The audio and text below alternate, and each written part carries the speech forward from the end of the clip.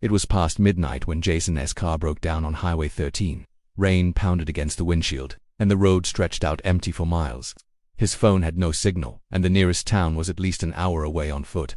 Just when he thought he was stranded, he saw a flickering neon sign through the storm. Haven Motel vacancy. The parking lot was empty.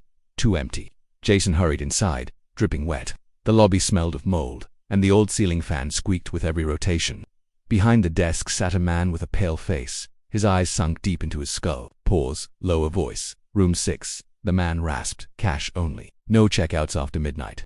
Jason handed over a few bills, uneasy but too tired to argue. The key was heavy, old-fashioned, with a brass tag that felt almost warm. Narrator voice grows slower, tense. The hallway to room 6 was long and narrow. The wallpaper peeled like old skin. Each door he passed seemed wrong. Some had scratches, others had dark stains near the floorboards. When he reached his room, he noticed something strange.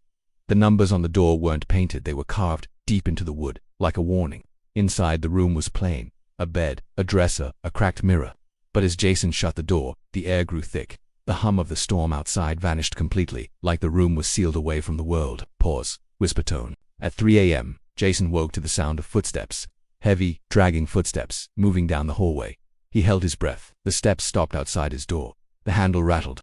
Then scratch, scratch, something dragged its nails across the wood. Jason tried to stay quiet, but the mirror in the corner began to fog up, like someone was breathing on the other side. Slowly, words appeared. Don't look at them. Narrator raises intensity.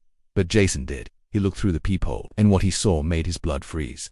The hallway was filled with people, dozens of them standing perfectly still, their faces pale and lifeless, eyes black and hollow. They weren't guests. They weren't alive. They all turned their heads in unison, staring at his door. Jason stumbled back.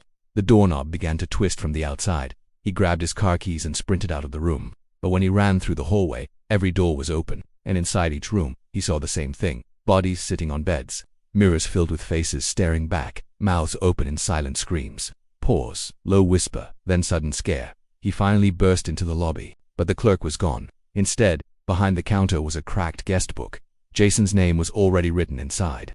The date of his check-in was correct, but the checkout date read, never. Narrator voice drops cold. Jason's car was gone. The storm outside was gone. The parking lot was filled with nothing but dust and weeds, like the motel had been abandoned for decades. And as he turned back, the neon sign flickered one last time, before going completely dark. To this day, no one knows what happened to Jason, but truckers who pass Highway 13 late at night say they still see the glowing sign, just for a moment. And if you're desperate enough to stop, you'll check in, but you'll never leave.